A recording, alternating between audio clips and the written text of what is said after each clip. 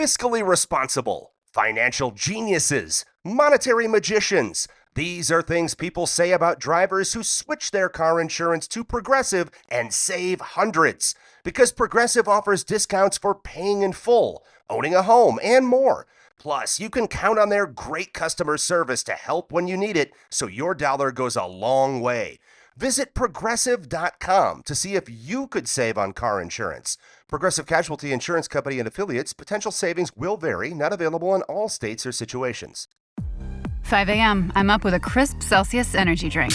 Running 12 miles today. Grab a green juice, quick change, and head to work. Meetings, workshops. One more Celsius, no slowing down. Working late, but obviously still meeting the girls for a little dancing. Celsius. Live, fit, go. Grab a cold, refreshing Celsius at your local retailer or locate now at Celsius.com. What does it take to stay in the game for 30 years and still want to pick up the guitar? Why would I retire? So I could travel around and play guitar? I mean, that's what I do anyway, and they pay me for it. Rhett Miller has fronted the Old 97 since the early 90s, written songs that broke your heart and saved your life, and survived the kind of mental health spiral most people never talk about. You want to see trauma? Listen to the lyrics of my first 8 albums. You know, that was childhood trauma. In an industry built on hype and hustle, Rhett's story is about something way more difficult: sticking around. Through labels, breakdowns, tours, health scares, and therapy, he's still here, still writing, still trying to figure it out. The creative economy is broken, but some people are still making it work. We're here to find out how. I'm Open Mike Eagle. And I'm Anna Marie Cox, and this is Past Due.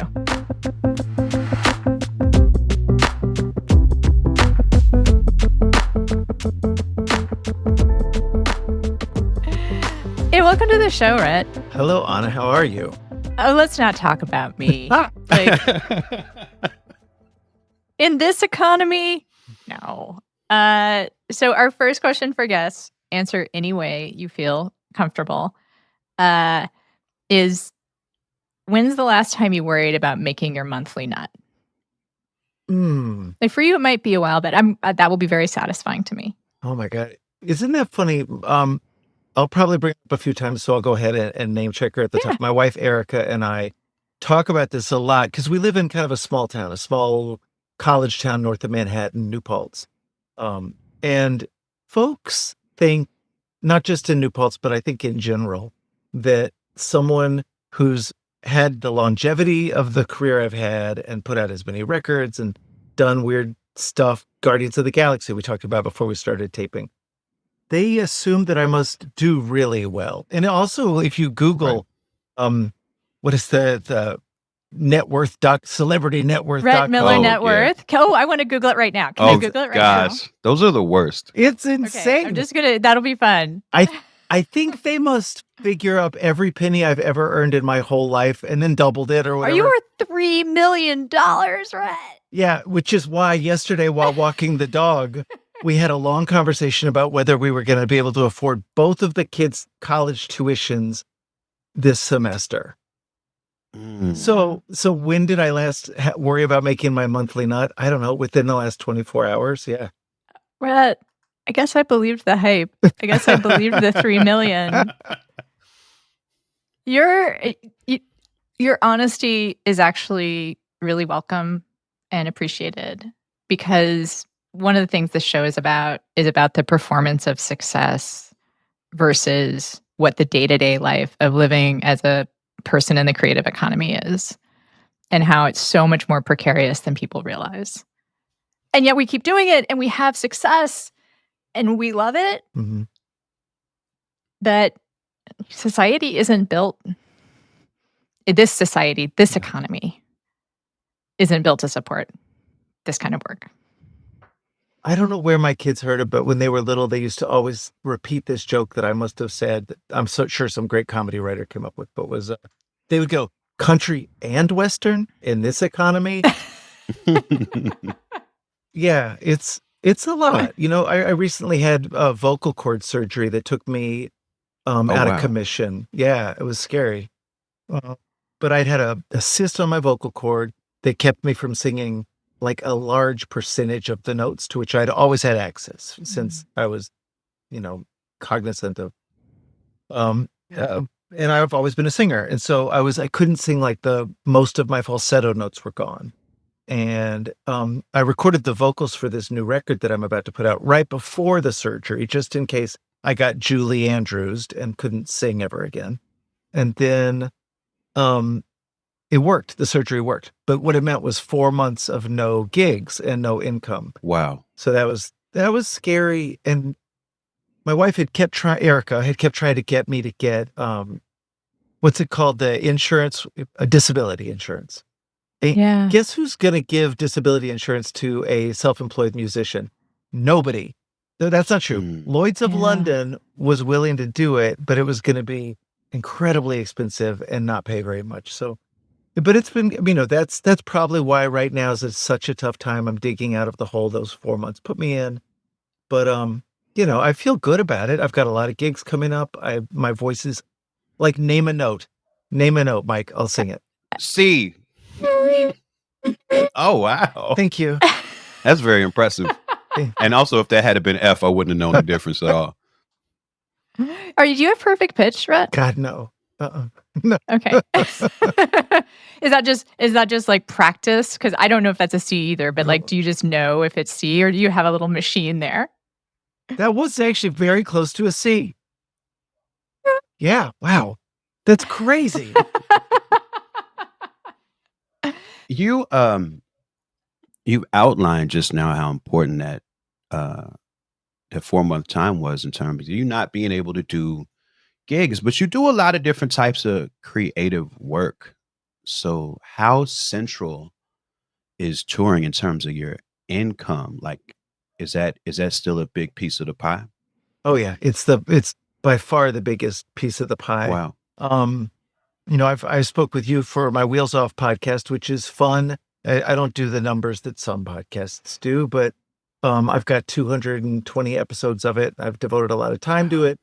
How much money have I made from it? I ask in Robert Evans fashion. Not like $50, like $100. Wow. Basically nothing. Oh, a month. No, Or is total. I think you meant total. Yeah. I don't make money off the podcast. And I've got a producer who basically works for free, and there's an editor. But yeah, no, so the podcast is a thing. I do a lot of things. I've been dabbling my toe in television. I do a lot, but touring is really the only thing that pays consistently. I haven't announced this formally yet, but Mike, you and I were talking about this beforehand. I did sell a pilot script idea. I sold a show to with a couple of co-writers, one of whom is a dead ringer, Jack Burdett, who's right now show running the next season of Ted Lasso, and and he was 30 Rock and Modern Family, and our friend Ginny. The three of us have been working on TV shows for a few years, creating them, and then we got approached by a production company to create a TV show about country music and Nashville, which we did, and sold it, partnered with 20th Century Fox, sold it to ABC. We're in development at ABC right now. And whether or not it goes to pilot or, series, God forbid, or, God willing, or whatever the proper thing to be afraid or excited about is, but there was some money, there has been some money in that as well. I'm a WGA member even, so let's go. Wow, that's good health insurance, I understand. So what's crazy is I took a job teaching at the New School in Manhattan because my daughter is a student at Parsons School of Design. Yeah. And the New School owns Parsons. So I teach one songwriting class a week at the New School, and it covers her tuition. Oh, wow. Nice. That's amazing. And as I'm now just entering my third semester of teaching, freaking healthcare just clicked in for my whole family. That's incredible. That's amazing. Yeah, I mean, that's amazing. I still don't believe it, so I'm knocking wood all the time. We'll see. So let's go through the income pie, because you probably hit some, but maybe you hit all of the big things. But you do a ton of different stuff, and it's one of the reasons I wanted to have you on the show. Besides you being an old friend and someone who has had this career of incredible longevity, and making it work somehow, right? So what has changed over time for you also? Like, have you ever been able to make a full-time living as a musician? Have things changed as things have gotten more precarious? Do you find yourself thinking, I've got to put all these, I'm juggling, I've got plates spinning, I've got lots of different things I need to do in order to make it work?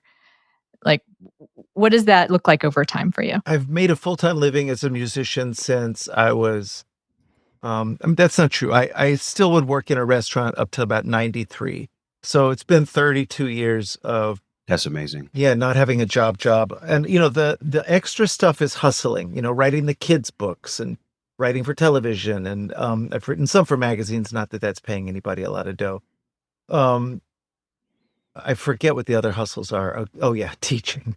The benefits are good. But yeah, the full-time living that comes from music was really good in the late 90s when I was on a major label maybe even through the late aughts. There was still kind of a lot of money just around for record labels and deals and publishing deals.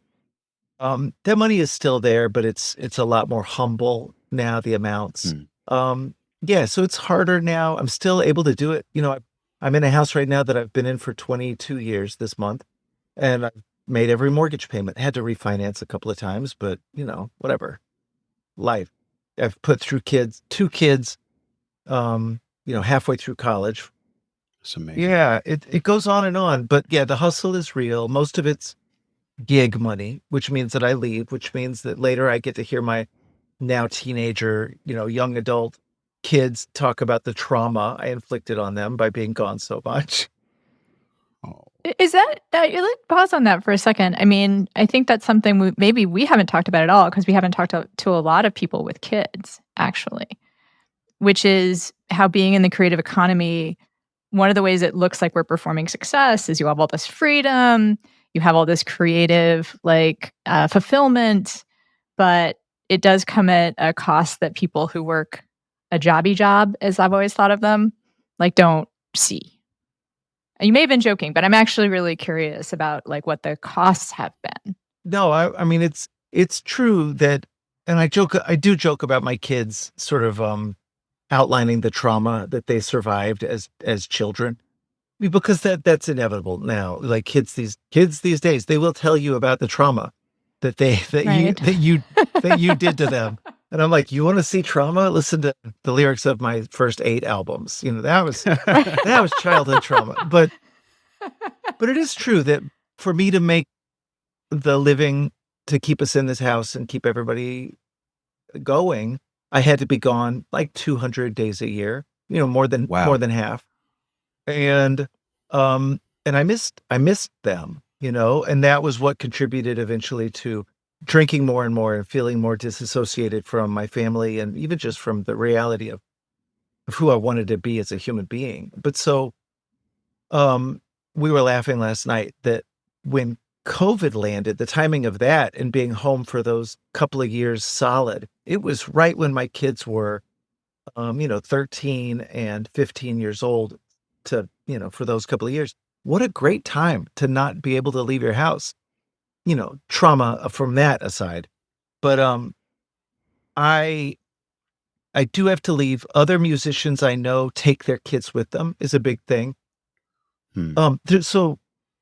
There's choices that you make as a traveling performer or as a musician or even as just a person in the spotlight when you have kids. Do you make your kids part of your story or part of your stories, as it were? Do you put their faces on your feeds? I never did. I never have. I thought, I'm not judging the people that do that, except I didn't want to be one of those people. I didn't want to have my kids with no say in the matter being used as sort of pawns in my love me, love me, love me game. So, and then kind of hand in hand with that was where do you live? And we were in LA when Erica got pregnant with our eldest. And we looked around LA and it would have been great because I had so many friends and the Largo scene, as you know, Mike, that Largo scene is so not just to the comics and musicians that are there all the time, but the people that come through and the directors and the writers and the access to Hollywood is so intense in that club that Flanagan has created. not even a bad thing. It's actually a great thing. I would have had access to that all the time, but I didn't want to raise kids in Reseda. I didn't, not nothing again against Reseda. I didn't want my kids to have to be kind of in the game. So we moved to 3 acres in the country, north of Manhattan. It's not perfect, but it's a really sweet place to raise kids. We've been in the same house. My son only ever lived in 1 bedroom. It's a pretty humble house. It's a raised ranch with vinyl siding. It does have a pool, and it is on 3 acres. But it's, again, it's not a mansion. So those were the choices we made. But for that to work, there's no place around here I can do gigs. I'm going to drive 2.5 hours to an airport, fly 4 or 5 hours, be on tour for 3 weeks, come home. And they'll only know me as the dad in pajamas. They'll never be with me on a red carpet in a recording studio. So I kept it very separate, and that came at some cost of time spent with them. But I do feel like it made it so they were able to have a quote unquote normal childhood. This episode is brought to you by Factor. Cold days, big goals, absolutely zero interest in cooking? Factor makes healthy eating easy with fully prepared meals designed by dietitians and crafted by chefs. No planning, no grocery math, no what did I buy this ingredient for? I love that Factor has quality, functional ingredients, including lean proteins, colorful veggies, whole food ingredients, and healthy fats. And there's so much variety. Over 100 rotating meals every week, including the new Muscle Pro meals, if you're doing strength stuff. And they support your diet, whether it's high protein meals, Mediterranean, whole ingredients, healthy fats, or more. Plus, there are no refined sugars or artificial sweeteners. I've looked for something like this for a long time, and Factor really is the best. It's good food that tastes great and is ready in about 2 minutes, always fresh, never frozen, no prep, and no stress. Head to factormeals.com/passdue50off. That's 50 off. And use code PASSDUE50OFF to get 50% off and free breakfast for a year. Eat like a pro this month with Factor. New subscribers only, varies by plan. 1 free breakfast item per box for 1 year while subscription is active.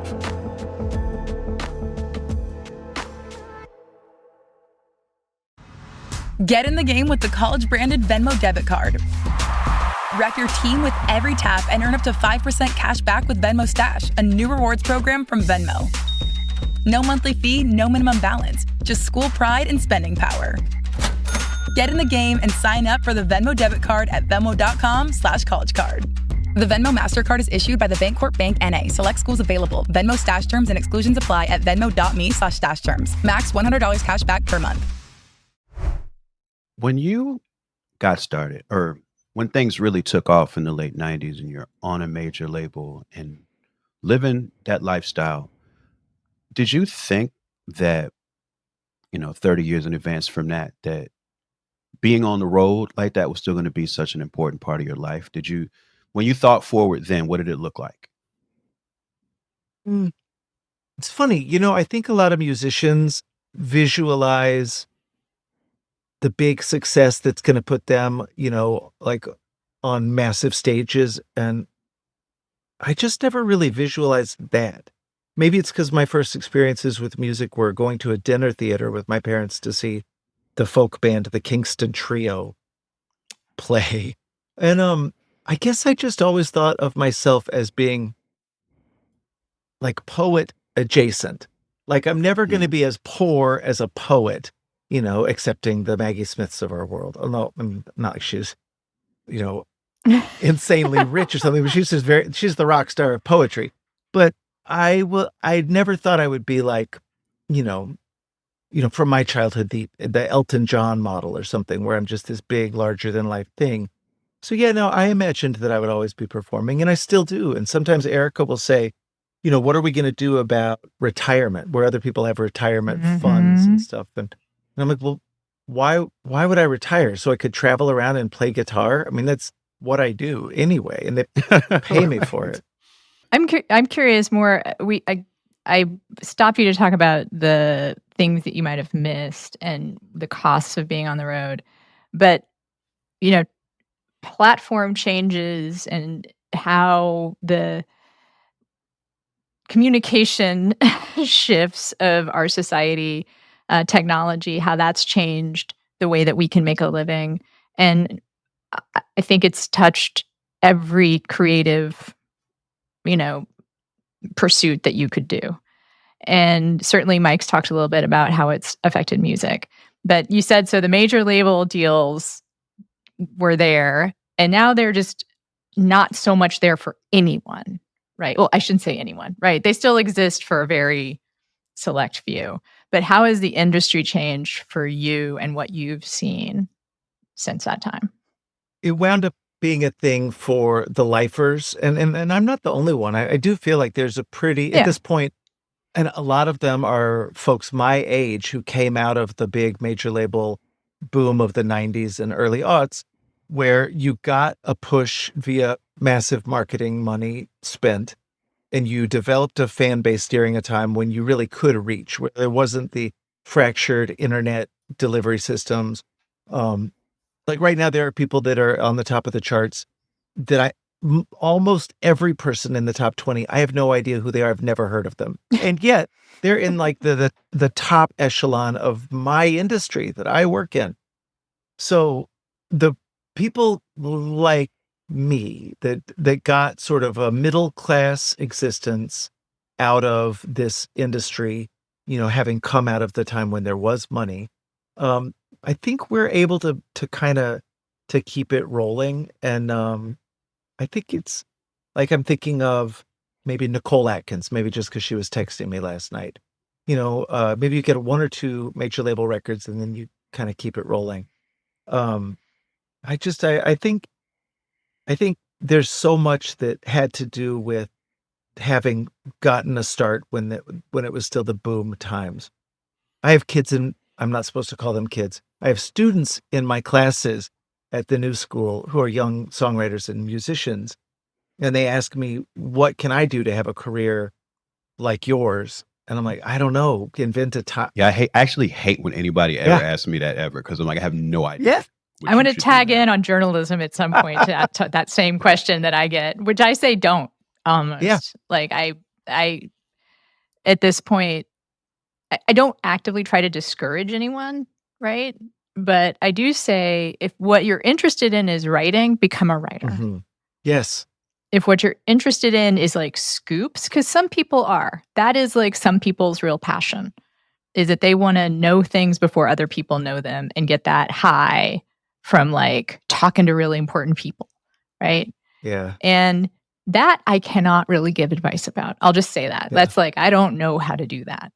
But I can tell you, I mean, and maybe I'm interested if this is something that can parallel for the musicians, which is that it's not that if you do something you love, you'll never work a day in your life. That's a lie. That if you do something you love, you'll find a way to do it. Yeah. And occasionally you'll figure out how to make the money line up in a way that's sustainable. Exactly. And it comes up a lot on the Wheels Off interviews. I was interviewing James McMurtry, the Texas Oh, yeah. songwriter, son of Larry McMurtry, the novelist. And James is great songwriter, very wise yet taciturn. He said when young people ask him that how do they make a career in music, he says don't do it. He says, and if me telling you don't actually works, then you were not meant to do it. You weren't. And if you do it anyway, despite everybody telling you don't do it, then yeah, good on you. Go do it. That's a great answer. Wow, I'm going to have to I might steal that. Yeah. I'll feel better morally, honestly, if I tell people don't, because you know what I mean? Because right now, again, I don't know if this is, the whole podcast is assuming that there's a lot of parallels here, but I look at this industry that I'm in and I wrote something for my newsletter this week, which is that the New Yorker had a headline piece a year ago that said, "Is journalism ready for an extinction level event?" Do y'all know the Bettridge's law of headlines? No.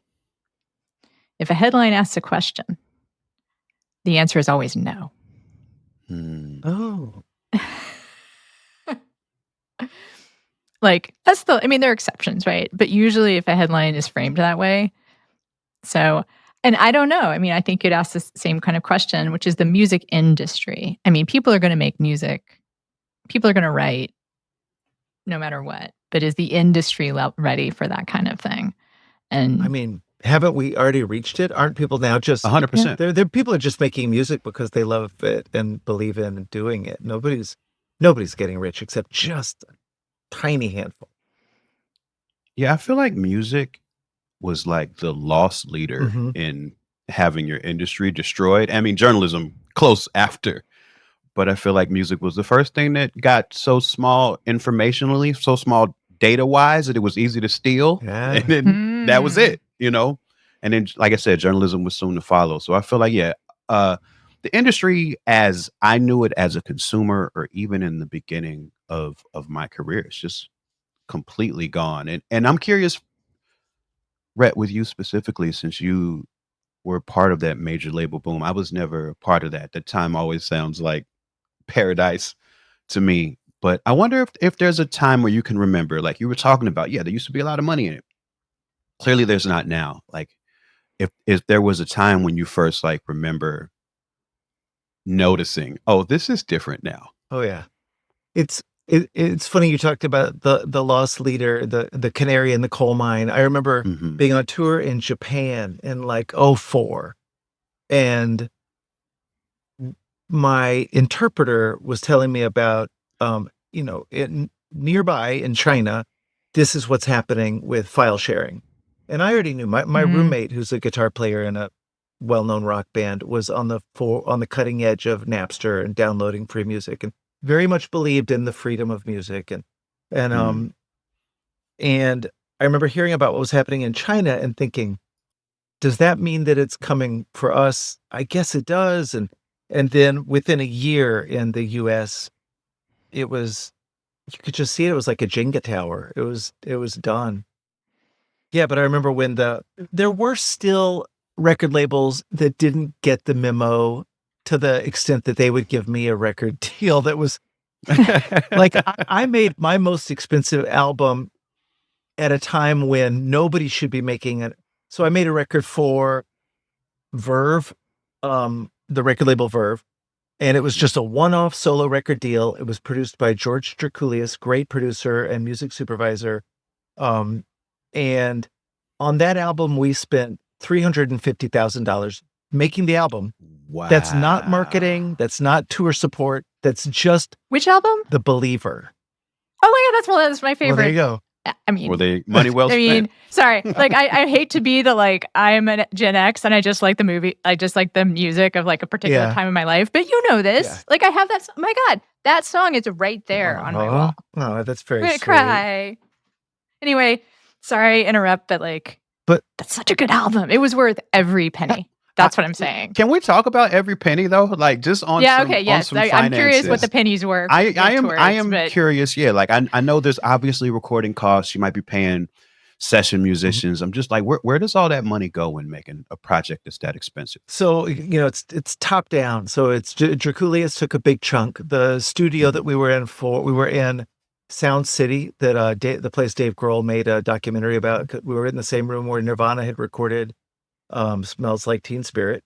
There's still a Wow. smashed place in the parquet floor where Kurt had smashed a guitar. We were there for weeks, maybe months.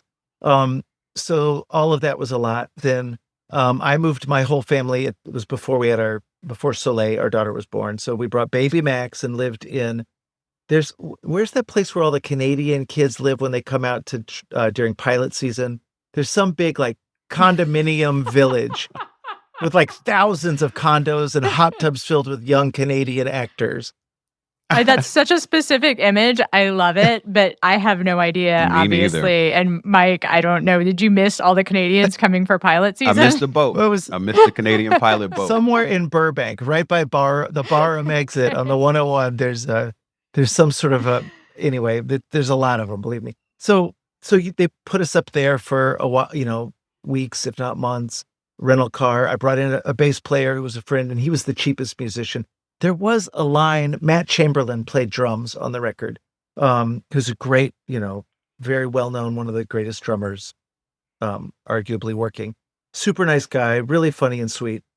The last day of his time in the session, after he'd been in there for weeks, I was lamenting that he was leaving. I said, "I wish you could stay. You're such a cool guy, such a good friend." And he was joking, but also not. And I think about it all the time. He goes, "Yeah, Rhett, I'm the most expensive friend you've ever had." Because his Wow. day rate was, I don't know, 10 grand a day. Like it's crazy how much people were getting paid. And Matt deserves every penny. It probably wasn't 10 grand a day. It was a lot. Won't get out of bed for less. Yeah. That is astonishing. And if you don't mind, let's get a little deeper on that because, for publishing, like that's like an advance, perhaps, like the parallel, right? Oh, yeah. Where you get a 6-figure advance. It's recoupable. Although I will say for advance, yeah, so it's recoupable, right? That's how that is supposed to work, right? Yes. And it did recoup for them? Well, the industry crashed within a year. The album yielded 0 hit songs on the radio. A crime, by the way, a crime. Did they spend money specifically trying to market it to radio too? That record was weird because I was about to go out on tour. The record had just dropped. So, there's the lead up to the album where they worked the single. So by the time the record drops, the label has a pretty good idea of whether or not it's going to yield a radio hit, which I didn't really think about them expecting that, but that was sort of what they were banking on. I remember at the time, the managers that I was working with at the time, one of them, who shall remain nameless, said, "Yeah, this is your last record to be cute, so we better make this thing work." Whoa. But I guess okay. that was a belief held by all the people in that moment. And so by the time the release happened, it was pretty clear that I was not going to be, slamming into the Billboard charts and either for sales or for radio. And I got a call about 1 week after the record came out, and it was the president of the label. And he said, I'm trying to do the right thing here by calling you. I just want you to know that the record is dead. And I was like, I'd never really even thought about the terminology before. I'd certainly never heard somebody at the I've never heard that either. label tell me this. And Yeah, what does that mean? Yeah, what does it mean? Like, it means they will no longer chase good money with bad money or bad money with good. There'd be no more money. So there would be no deficit tour support because back then they used to pay you or support you. I remember tour support. Tour support was a fun It thing. was great. But it's funny, Mike, you and I talked about this. We were saying that you kind of wish there had been somebody at a record label that would come in and tell you, like, so if I had known that what we were really doing was chasing a radio single, maybe, I can't promise I would have done this, but maybe. But it might have changed your approach somewhat. Because the radio single they went with was a song called Help Me Suzanne. That's fine. It's a fun song. It's like a power pop jangly thing. It's kind of fluffy, but it's not like I could have probably come up with something that would have been, shallow enough to crack the radio top 10. I'm so angry. Anna is mad. For those of you listening, Anna is shaking with rage right now.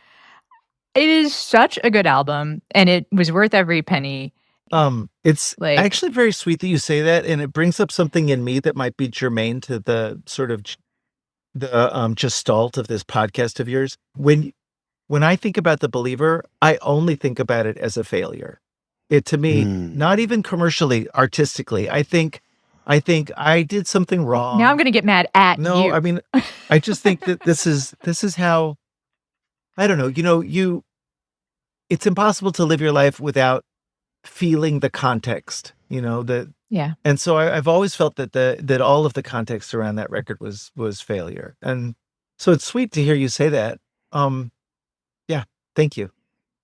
This is such an interesting exchange.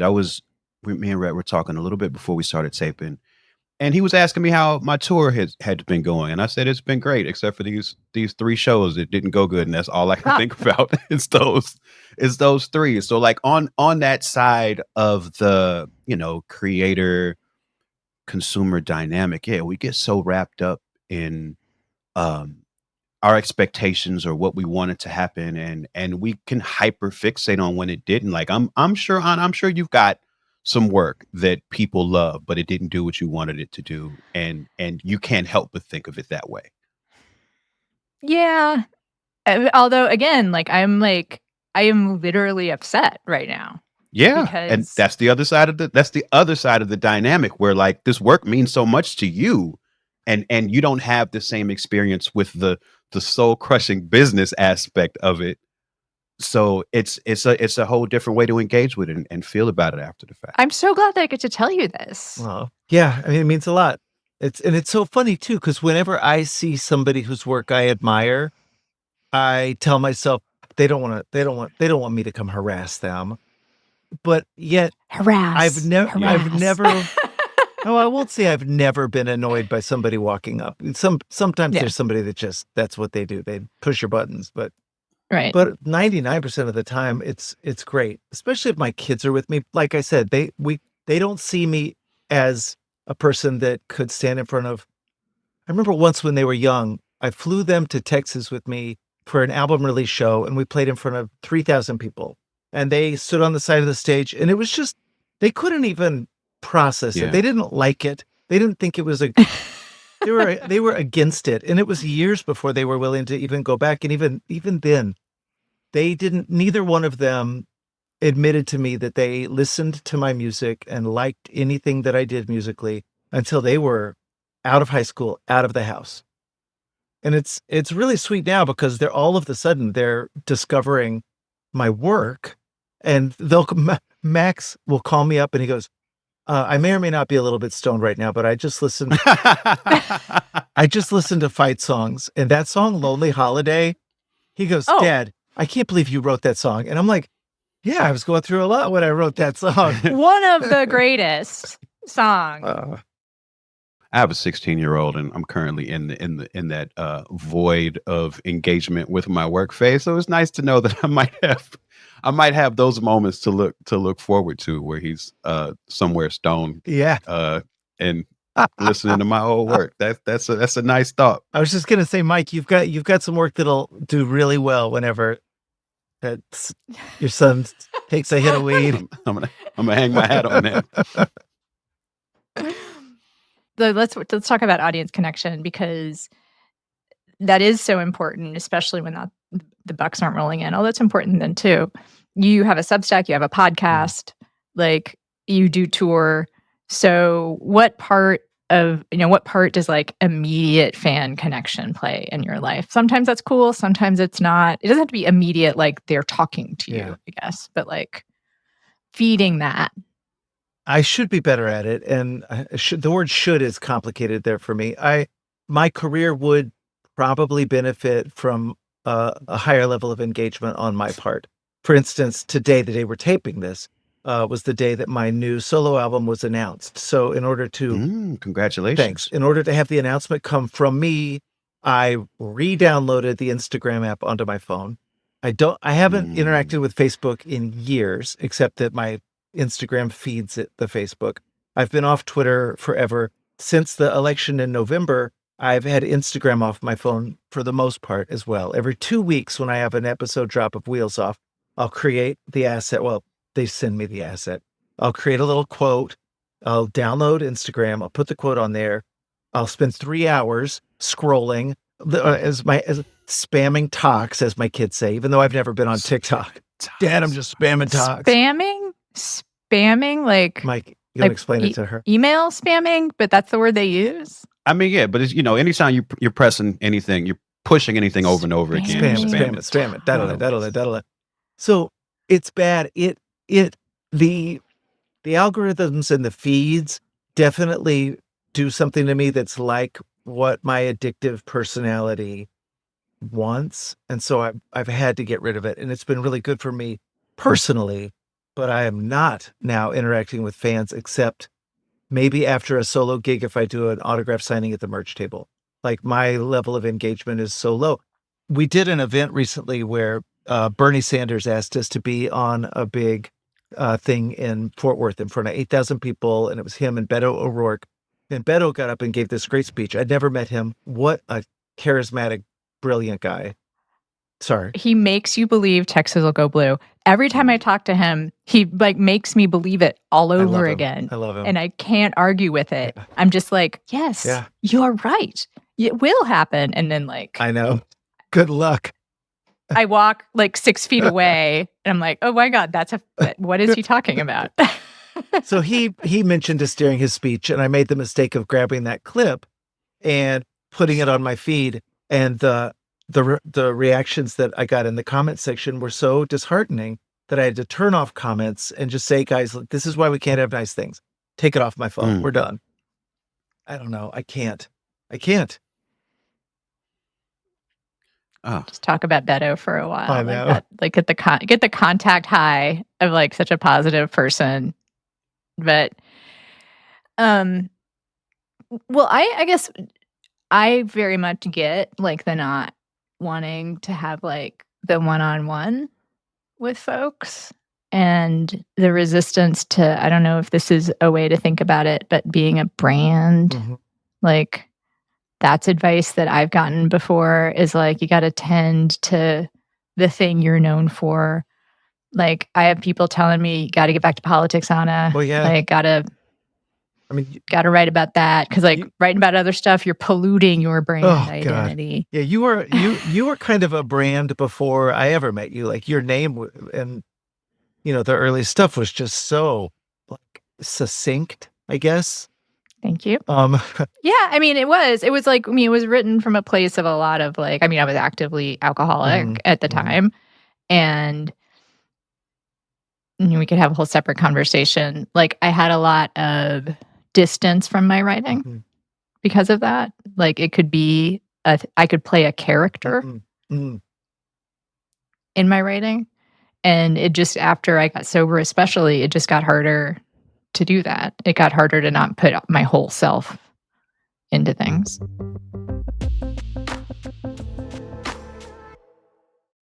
So good, so good, so good. Spring styles are at Nordstrom Rack stores now, and they're up to 60% off. Stock up and save on Rag & Bone, Madewell, Vince, All Saints, and more of your favorites. How did I not know Rack has Adidas? Why do we rack? For the hottest deals. Just so many good brands. Join the Nordy Club to unlock exclusive discounts, shop new arrivals first, and more. Plus, buy online and pick up at your favorite Rack store for free. Great brands, great prices. That's why you rack. This episode is brought to you by White Claw Surge. Nice choice hitting up this podcast. No surprises, you're all about diving into tastes everyone in the room can enjoy. Just like White Claw Surge. It's for celebrating those moments when connections have been made and the night's just begun. With bold flavors and 8% alcohol by volume, unleash the night. Unleash White Claw Surge. Please drink responsibly. Hard seltzer with flavors, 8% alcohol by volume. White Claw Seltzer Works, Chicago, Illinois. If you're enjoying this conversation, we've got more waiting for you on our Patreon. In this week's bonus segment, Rhett tells us the behind-the-scenes story of filming the music video for The End, including what it was like sitting with a bathtub full of beer bottles after more than a decade of sobriety. It's thoughtful, it goes on some tangents, and it's a little weird, just like the rest of the show. Hear it only when you subscribe, plus ad-free episodes and more bonus content at patreon.com/pastdue. It's a great way to support the show. I really was hoping you were going to tell the James Gunn Christmas special story. It's too far away from Christmas for you to tell that story, but I hope people seek out that little Christmas in August. Well, I do think I think there is a little lesson. I don't have to tell the whole story if that's all right, but there's a little lesson that I think would be useful for your listeners, which is I've been friends with James Gunn for years, since before he was James Gunn as we know him. He was just making his first movie, and he was going to use our song as the closing credits, and he introduced himself at a publishing company event, and we became friends and stayed friends, and I got to watch his ascent and see him sort of become who he is now. And he's worked his ass off. Like, you talk about the things that you sacrifice in order to fulfill your dreams. Like, he's been doing that for decades now. And so I'm, now that he is who he is, it's crazy to be around him. And I went and visited, like in 2019, I went by and visited the set of Suicide Squad. They were filming on a soundstage in outside Atlanta. And they had built a rainforest in the soundstage. And that movie, that day, he had John Cena and Idris Elba and on and on. It was all the stars. And as they walked out of the shot, sitting in Video Village, watching them shooting over and over. And as they walked out of the shot, he introduced me to each of them and said, this is Rhett Miller. He sings in my favorite band, the greatest rock and roll band in the world. And they were all nice. Everybody left. And by the end of that day, not only was I blown away by seeing now the level at which James was working, but I was also realizing he doesn't think of me as some annoying guy that hit him up to visit the set that day. My work over the years has meant something to him and still does, despite the fact that he is now at a much higher level than when I first met him. So even though I was nervous to say it at the end of that day, I said to him, look, I admire what you're doing so much. And if there's ever any space in your world for me, I'll do whatever you want. I would love to collaborate with you. I would love to be a part of this. I just think I believe in what you're doing. I think you're so brilliant and cool and, whatever. If you can ever fit me in, I'm up for it. And I felt a little stupid. It's not something I would normally do to put myself out there. I felt very vulnerable. He was cool about it. And then 6 months later, he called and said, I've got this idea for a holiday special. Disney wants me to do a Guardians holiday special. Would you be willing to write a song with me? And then you and your band come in and play an alien rock band in the show. And I couldn't say yes fast enough. And it was so fun. We wrote 7 versions of the song because he wanted it to be really dark and Disney didn't. So there's some versions we did not use that someday I'll put out that are pretty insane. But yeah, that was incredible. And that wound up being such a great thing. And I don't know that it would have happened if I hadn't done the thing I didn't want to do and just said, use me. I want to do this. I'm up for it. I lost a creative friend and sort of mentor recently. He passed away earlier this year. Sorry. But what made me think of that right now was that one of my great regrets is that me and him were always supposed to work together. But I was always really cool about it. It'll happen when it happens. And now he's gone. And so that's given me so much fuel to be very intentional about reaching out to people that are within arm's reach that I have any sort of interest in really, and just telling them yo, I would really like to do something together, because you just don't know when you don't know when you won't have that opportunity anymore that's what became clear to me. But they're not going to stop being friends with you because you said that. And they may say yes. It took me a while to realize that, I think it might have been because I did so much of my early career in Washington, where when people tell you they love your work, they don't mean it. There's a lot of gassing up, because you're making connections that world is really, I think, transactional in a way. Maybe LA is the same. I don't know, but it is. It's a different, but that most people, when they tell you they love your work, mean it. It is absolute. No one says that outside of these very specific transactional, contexts. A normal person who says, I love what you're doing. And especially if they do it to the third party. See, I'm in a teary mood today. Yeah. David Carr once introduced me to a bunch of people being this is Anna Marie Cox. She's one of the best writers I know. Wow. And I was just well, he's a former heroin addict. He's just being goofy. Right. And people don't say that kind of thing. Right. Without meaning it. It's funny for me to even retell you that story. I get yeah, weird about it. it makes me, But it makes me sad that your instinct is to not believe that. And mine is too. Yeah. Yeah. Mike, do people, how are you with normal people telling you how much they love your work? I mean, it's one of the great benefits of doing concerts. It's one of the great, it's that's the thing. Nobody has paid $30 to come there and lie to me about what something meant to them, so when they're standing in line to speak to me, when they got kids at home, they got a babysitter to relieve, they mean it. Yeah. They really came there to say it. So I opened my heart like Optimus Prime, and put it right, put it right in me. Oh. Put it right in me. But we're gonna wrap this up. But one of the most important parts of our show, being that we're helping people navigate this economy as creatives, is that we give our guests the opportunity to plug any way that people can support and engage with their work. So, with that, Rhett, the floor is yours. I'll be on tour as a solo headliner to support the new album that is just now getting announced. The album's called A Lifetime of Writing by Night. I start on the West Coast in October, and I'll be going into January I'll be going forever doing gigs, but the the album release tour is, for the next 3 or 4 months. I have a Substack that I try to, maintain. I don't want to do too much, and I'm certainly not, but I definitely want to do enough that people feel like they're, like they're getting a value for it. I am on Instagram at the moment. We'll see if that stays. Everybody get on. If he's on, say nice things. Right, because he ain't going to be there long. Yeah, and also just to like even things out karmically, like everyone posts nice things, like because you need it. Like otherwise, it's the just tox spamming. See what I like about that phrase? Also, it sounds like toxic. Yeah, it does sound like toxic. Yeah, spam and toxicity. Oh, that's right. Yeah. Spam and tox. So these are the best things. So my son will be laying in his bed looking at his phone, and I'll say, "What are you doing?" He'll go, "Spamming tox." Yeah. And then my daughter Soleil, she'll be doing the same thing. I'll say, what are you doing? She'll go, "I got the itis." I got the itis. Wow. You don't want the itis on a.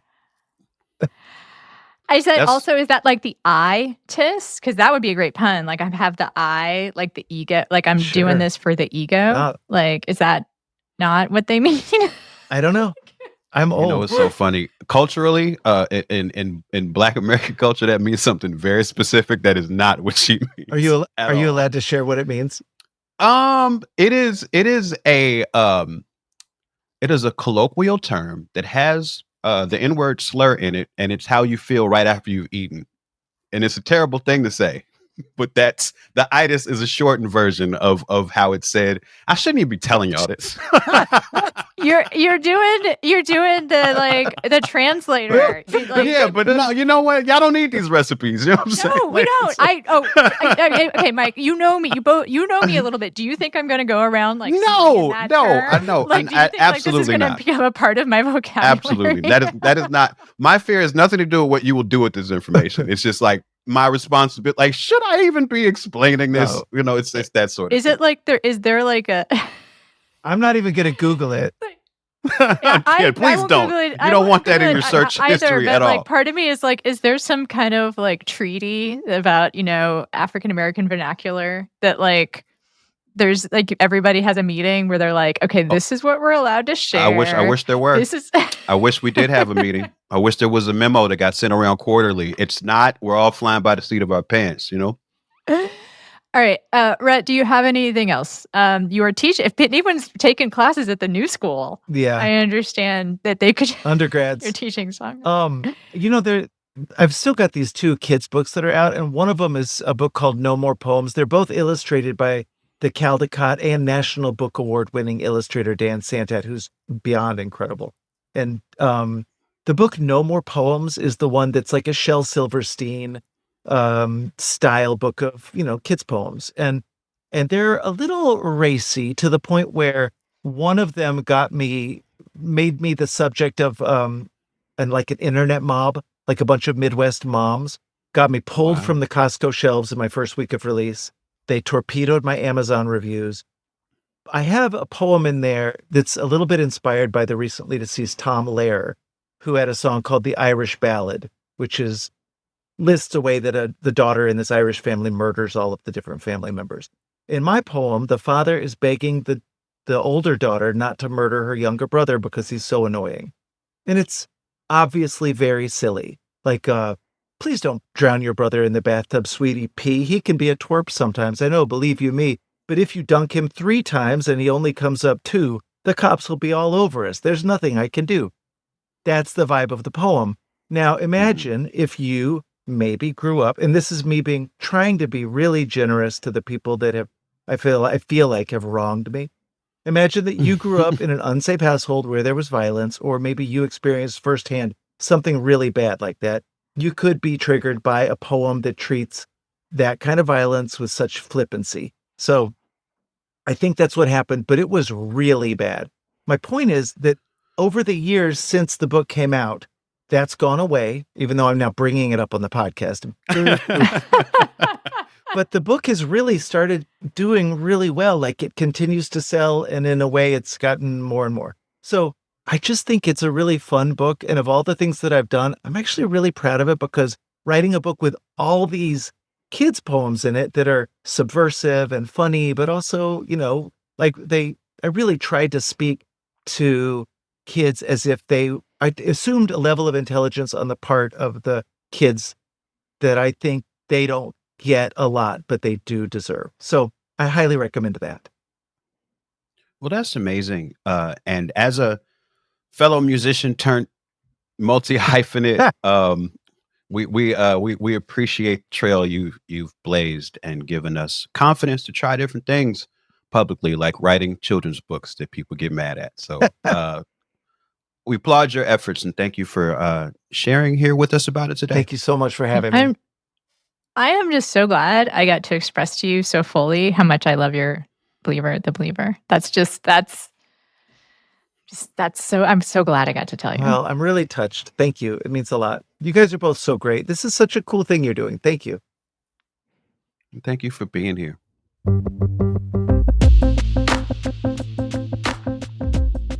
Past Due is hosted by Anna Marie Cox and Open Mike Eagle. It's produced by Andrew Steven. You can find more at pastduepodcast.com. Help support the show by joining our Patreon at patreon.com/pastdue. You'll get bonus content, extended interviews, and more. As always, if you like what we're doing, another way to help is by subscribing, sharing the show, and leaving us a review. Thanks for listening.